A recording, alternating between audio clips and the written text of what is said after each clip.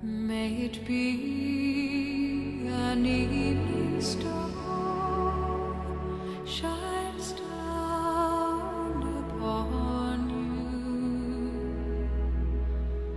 May it be when darkness falls, your heart will be true. Dirigisse um homem à sua vontade para a ideia de doença, e a moléstia lhe responderia ao apelo, com todas as características dos moldes estruturados pelo pensamento enfermiço, porque a sugestão mental positiva determina a sintonia e receptividade da região orgânica em conexão com o impulso havido. E as entidades microbianas que vivem e se reproduzem no campo mental dos milhões de pessoas que as entretêm, acorrerão em massa, absorvidas pelas células que as atraem, em obediência às ordens interiores reiteradamente recebidas, formando no corpo a enfermidade idealizada. Claro que nesse capítulo tínhamos a questão das provas necessárias nos casos em que determinada personagem renascesse atendendo a impositivos das lições expiatórias. Mas mesmo ali o problema de ligação mental era infinitamente importante, porquanto o doente que se compraz na aceitação e no elogio da própria decadência acaba na posição de excelente incubador de bactérias e sintomas mórbidos, enquanto que o espírito em reajustamento, quando reage, valoroso contra o mal, ainda mesmo que benéfico e merecido, encontra imensos recursos de concentrar-se no bem, integrando-se na corrente de vida vitoriosa. Eu registrava as explicações profundamente edificado, e não obstante a longa pausa que se fez espontaneamente, não ousei interromper o curso da argumentação, a fim de não quebrar a linha do pensamento. Depois de alguns instantes, sempre prestimoso e digno, Gúbio continuou.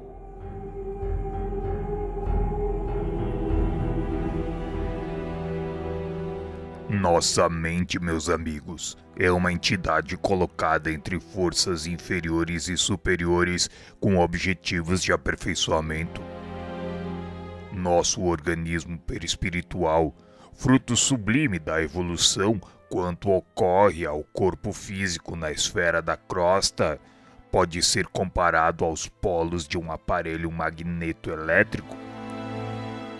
O espírito encarnado dessa forma sofre a influenciação inferior através das regiões em que se situam o sexo e o estômago, e recebe os estímulos superiores ainda mesmo procedentes de almas não sublimadas através do coração e do cérebro. Quando a criatura busca manejar a própria vontade, escolhe a companhia que prefere e lança-se ao caminho que deseja. Se não escasseiam milhões de influxos primitivistas, constrangendo-nos, mesmo aquém das formas terrestres, a entreter emoções e desejos em baixos círculos, e armando-nos quedas momentâneas em abismos do sentimento destrutivo, pelos quais já peregrinamos há muitos séculos, não nos faltam milhões de apelos santificantes, convidando-nos à ascensão para a gloriosa imortalidade.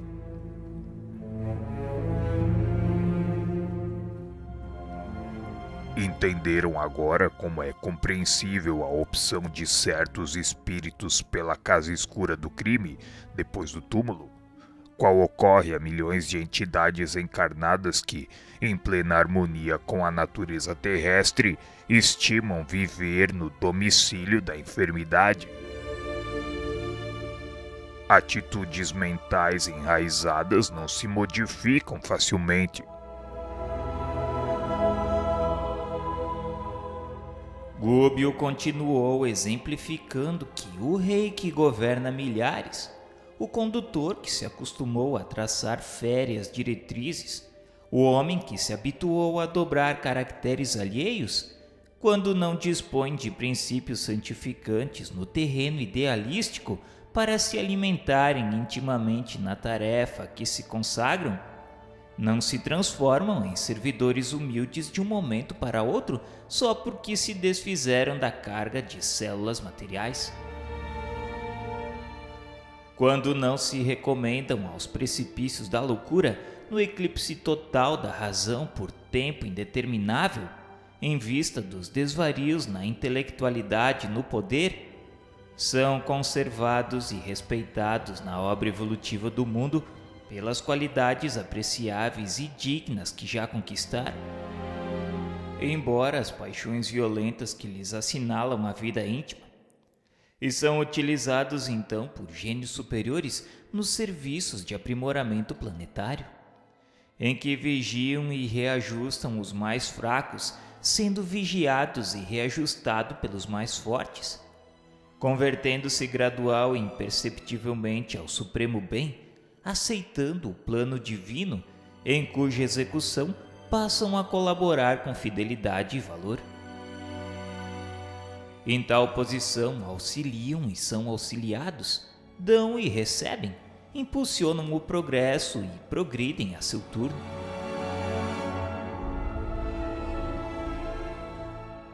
Semelhante realidade obrigava-nos a meditar na extensão do serviço espiritual em todos os ângulos evolutivos. Educação para a eternidade não se circunscreve à ilustração superficial de que um homem comum se reveste sentando-se por alguns anos num banco de universidade. É obra de paciência nos séculos. Se árvores existem assinaladas por centenas de anos dentro das finalidades a que se destinam, que dizer dos milênios reclamados por uma individualidade no capítulo da própria sublimação? Não poderíamos olvidar desse modo o amor que devemos aos ignorantes, aos fracos e aos infelizes. Imprescindível se torna caminhar nos passos daqueles que igualmente um dia nos estenderam compassivas mãos. Aqueles argumentos de Gúbio era demasiado edificante para que interferíssemos com indagações novas. O orientador percebeu a oportunidade do esclarecimento e continuou explicando que os átomos que integram a hóstia de um templo são no fundo iguais àqueles que formam o pão pobre de uma penitenciária. Assim, toda a matéria é em si mesma passiva e plástica. É análoga nas mãos das entidades sábias ou ignorantes, amorosas ou brutalizadas no estado de condensação conhecido na crosta planetária e além dele. Em razão disso, são compreensíveis as transitórias construções levantadas no plano espiritual por criaturas desviadas do bem. Para quem anestesiou as faculdades do prazer fugitivo, a separação da carne geralmente constitui acesso a doloroso estágio na incompreensão. E considerando que a maioria das criaturas humanas persegue as sensações do corpo físico, qual se as atrações genésicas e o desvairado apego aos bens provisórios dos círculos mais baixos encerrassem toda a felicidade do mundo, a colheita de personalidades desequilibradas é sempre inquietante, conservando quase inalteradas as fileiras escuras dos insensatos cultivadores da satisfação egoística a qualquer preço. Loucos perigosos por voluntários, dirigidos por inteligências soberanas especializadas em dominação, constituem hordas terríveis, que a bem dizer vigiam as saídas das esferas inferiores em todas as direções. Diante daquelas argumentações, inquiriu Elói sob visível consternação, porque Deus permitia semelhante irregularidade. Não bastaria ligeira ordem do Eterno para sanar toda aquela desarmonia? Gúbio prestativo não se fez esperado na resposta. Sorrindo, franco, aduziu com interesse, se não seria o mesmo que perguntar o motivo pelo qual o Senhor havia nos esperado até ontem? Acreditaremos em paraísos miraculosos?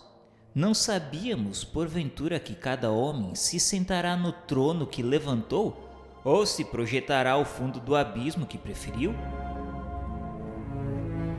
Além disso, é necessário reconhecer que se o lapidário aprimora a pedra usando lima resistente, o Senhor do Universo aperfeiçoou o caráter dos filhos transviados de sua casa usando corações endurecidos, temporariamente afastados de sua obra. Dessa forma, nem sempre o melhor juiz pode ser o homem mais doce. Qualidades morais e virtudes excelsas não são meras fórmulas verbalistas. São forças vivas. Sem a posse delas é impraticável a ascensão do espírito humano. Personalidades vulgares apegam-se à salvaguarda de recursos exteriores e neles centralizam os sentimentos mais nobres, prendendo-se a fantasias inúteis. Encarcera-lhes, então, a mente na insegurança, na fragilidade e no pavor. O choque da morte imprime-lhes tremendos conflitos à organização perispirítica, veículo destinado às suas próprias manifestações no círculo novo de matéria diferente a que foram arrebatadas. E após perderem abençoados anos no campo didático da esfera carnal, enredadas em conflitos deploráveis, erram aflitas, exânimes e revoltadas, ajustando-se ao primeiro grupo de entidades viciosas que lhes garantam continuidade de aventura em fictícios prazeres. Formam associações enormes e compactas com base nas emanações da crosta do mundo, onde milhões de homens e mulheres lhes sustentam as exigências mais baixas. Fazem vida coletiva provisória à força de sugarem as energias da residência dos irmãos encarnados, qual se fossem extensa colônia de criminosos vivendo a expensas de generoso rebanho bovino. Importa ponderar, contudo, que o homem explora a vaca, menos consciente e incapaz de ser julgada por delito de conivência, ao passo que na esfera humana o quadro apresenta outro aspecto. A criatura racional não se eximirá à responsabilidade. Se o perseguidor invisível aos olhos terrestres erige agrupamento para culto sistemático à revolta e ao egoísmo, o homem encarnado, senhor de valiosos patrimônios de conhecimento santificante, garante-lhes a obra nefasta pela fuga constante às obrigações divinas de cooperador de Deus no plano de serviço em que se localiza, alimentando ruinosa aliança. Um e outro, por isto, partilhando os resultados da indiferença destrutiva ou da ação condenável, atritam e se vasculejam reciprocamente tais quais feras que se entredevoram na floresta da vida. Obsidiam-se mutuamente quando nos atilhos educativos da carne ou na ausência deles. Atravessam dessa forma séculos assim, jungidos um ao outro, presos a lamentáveis ilusões e propósitos sinistros com extremas perturbações para si mesmos, já que a herança celestial se faz naturalmente vedada a todos aqueles que menosprezam em si próprios as sementes divinas. E há milhões de almas humanas que se não afastaram ainda da crosta terrestre há mais de 10.000 anos. Morrem no corpo denso e renascem nele, qual acontece às árvores que brotam sempre profundamente arraigadas no solo.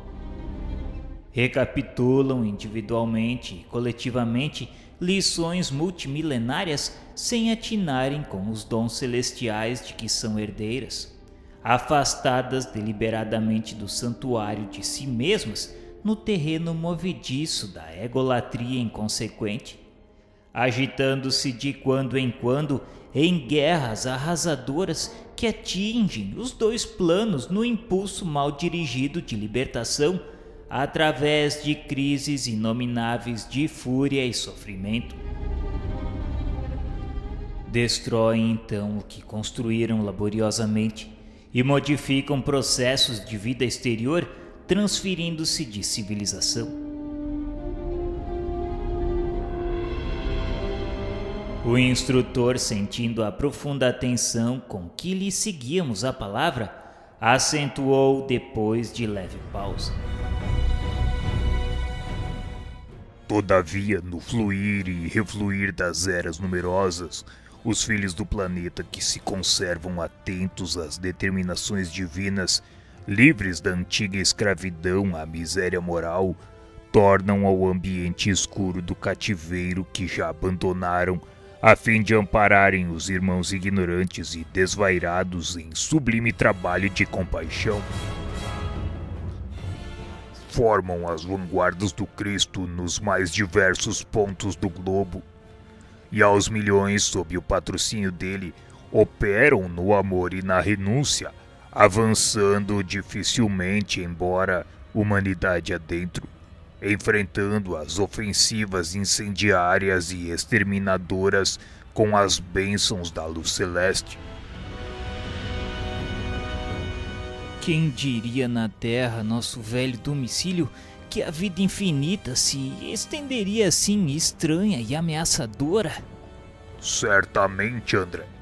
Porém, a ortodoxia no mundo costuma ser o cadáver da revelação. Argumentos teológicos de milênios obstruem os canais da inteligência humana quanto às realidades divinas.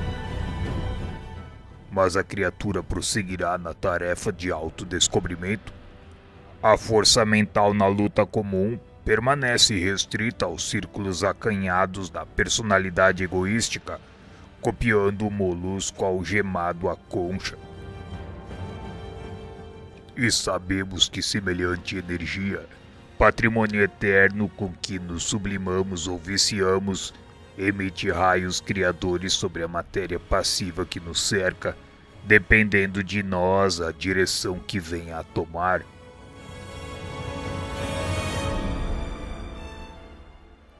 Todos aqueles argumentos eram expostos dentro de uma lógica até então desconhecida por mim e Eloy. E os exemplos se seguiam. Se milhões de raios luminosos formam um astro brilhante, era natural que milhões de pequeninos desesperos integrassem um inferno perfeito. Herdeiros do poder criador que somos, geraremos forças afins conosco aonde estivermos. Tudo isso perfeitamente inteligível. Era por esta razão que o Senhor mandou constar no livro divino o seu aviso celestial: eis que estou à porta e bato. Se alguém abre a porta viva da alma, haverá realmente o colóquio redentor entre o mestre e o discípulo. O coração é tabernáculo e a sublimação das potências que o integram é a única via de acesso às esferas superiores. O devotado orientador fixou o gesto de quem dava término oportuno às explicações, sorriu benévolo e interrogou-nos qual de nós cometeria o absurdo de exigir voo ao balão cativo. A mente humana, enraizada nos interesses mais fortes da Terra, não detém outro símbolo. Calamo-nos atendidos em nossa fome de elucidações. Colhéramos ali, na conversação de alguns minutos, precioso material de observação para longo tempo. Prosseguíamos agora em silêncio, estáticos ante a beleza imponente da noite, maravilhosamente constelada. Vento brando sussurrava cânticos sem palavras na folhagem leve, e grupos de amigos que nos defrontavam de instante a instante mostravam no olhar a mesma doce felicidade que transbordava no arvoredo florido. E assim, banhados em comoções inesquecíveis, Buscamos o santuário em que receberíamos instruções para serviço próximo, inundados de confiança e alegria, na posição de trabalhadores jubilosos que caminhassem contentes para a luta, como se avançassem, felizes, para uma festa de luz.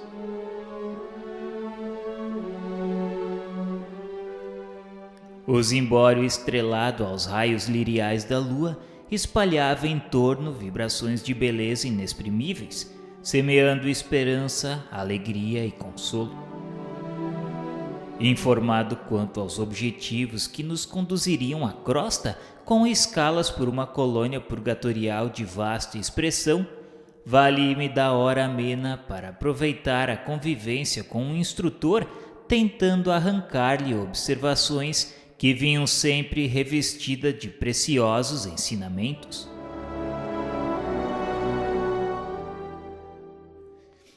Senhor Gúbio, é admirável pensar que se formam verdadeiras expedições em nossa esfera para atender a simples caso de obsessão. Os homens encarnados, André, não suspeitam a extensão dos cuidados que despertam em nossos círculos de ação. Somos todos, eles e nós, corações imantados uns aos outros na forja de benditas experiências. No romance evolutivo e redentor da humanidade, cada espírito possui capítulo especial. Ternos e ríspidos laços de amor e ódio, simpatia e repulsão acorrentam-nos reciprocamente. As almas corporificadas na crosta guardam-se em passageiro sono, com esquecimento temporário quanto às atividades pregressas. Banham-se na estige dos antigos, cujas águas lhe facultam durante certo tempo valiosa segurança para retorno a oportunidades de elevação. Todavia, enquanto se mergulham em ouvido benéfico, demoramo-nos por nossa vez em abençoada vigília. Os perigos que nos ameaçam os entes amados de agora ou de épocas que o tempo consumiu desde muito não nos deixam impassíveis. Os homens não se acham sozinhos na estreita senda de provas salutares em que se confinam. A responsabilidade pelo aperfeiçoamento do mundo compete-nos a todos. Entendi, Sr. Gúbio. Agora, com respeito à jovem senhora que nos cabe socorrer, a enferma, cuja essa assistência fomos admitidos, está, por exemplo, em vosso passado espiritual? Sim, André, mas não fui designado para servir no caso de Margarida, a doente que nos compele a breve expedição do momento, apenas porque houvesse sido minha filha em eras recuadas. Em cada problema de socorro é imprescindível considerar as várias partes em jogo. Em virtude do enigma de obsessão que nos propomos resolver, somos levados a buscar todas as personalidades que compõem o quadro de serviço.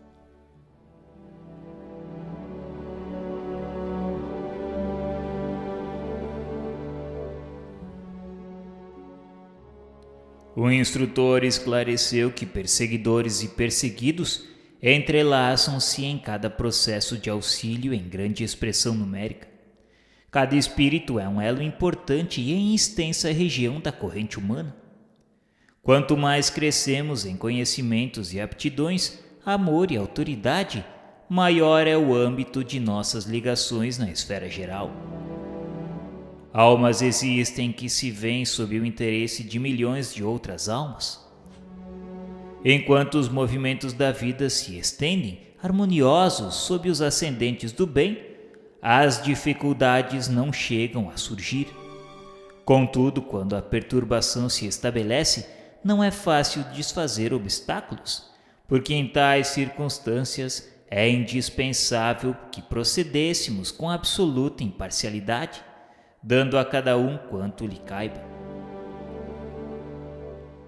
O homem terrestre, mormente nos dias tormentosos, costuma ver somente o seu lado, mas acima da justiça comum, propriamente considerada, outros tribunais mais altos funcionam.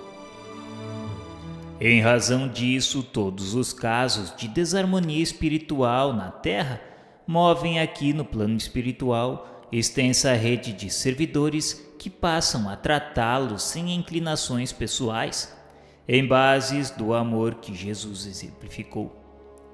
E nessas ocasiões, preparamo-nos a satisfazer todos os imperativos de trabalho salvacionista que a tarefa nos imponha ou proporcione, dentro das atividades que lhes são conexas.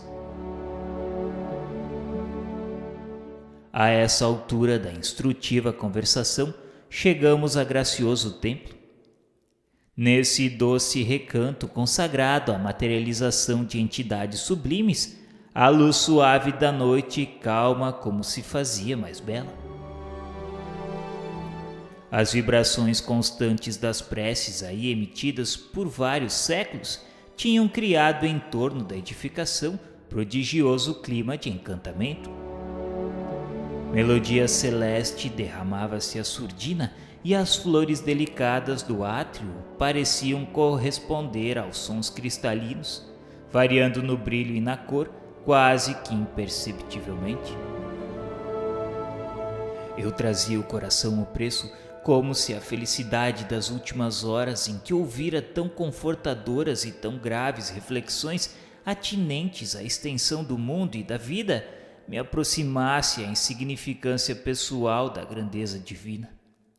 E lágrimas tranquilas inundaram meu rosto. O instrutor tomou-nos à frente e juntos penetramos o jardim que circundava o aprazível santuário.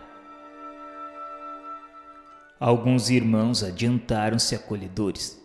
Um deles, o instrutor Gama, que se encarregava dos serviços da casa, abraçou-nos e disse com bondade que chegávamos no momento preciso, pois os doadores de fluidos sublimados encontravam-se a postos e a outra comissão já estava ali. Entramos sem detença. Eu soube de imediato que outro grupo, constituído aliás por duas irmãs, ali se achava com o objetivo de receber instruções de serviço para esferas mais baixas. Cariciosa claridade azul brilhante banhava o largo recinto, adornado de flores níveas, semelhantes aos lírios que conhecemos na terra. Não houve tempo para conversações prévias. Em seguida, às saudações ligeiras e cordiais, foi composto o conjunto de oração. Os doadores de energia radiante, médiuns de materialização em nosso plano, se alinhavam não longe em número de 20. Comovedora partitura soou, argentina e leve, em aposento próximo, predispondo-nos à meditação de ordem superior. E logo após a prece, formosa e espontânea, pronunciada pelo responsável mais altamente categorizado na instituição, eis que a tribuna doméstica se ilumina. Esbranquiçada nuvem de substância leitosa brilhante adensa-se em derredor e pouco a pouco desse bloco de neve translúcida emerge a figura viva e respeitável de veneranda mulher.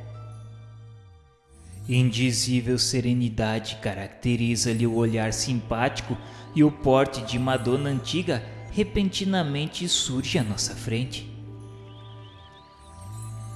Cumprimenta-nos com um gesto de bênção, como que nos endereçando a todos os raios da luz esmeraldina que em forma de auréola lhe exornam a cabeça. As duas moças que formavam a comissão de serviço estranha à nossa avançaram com lágrimas discretas e rojaram-se genuflexas.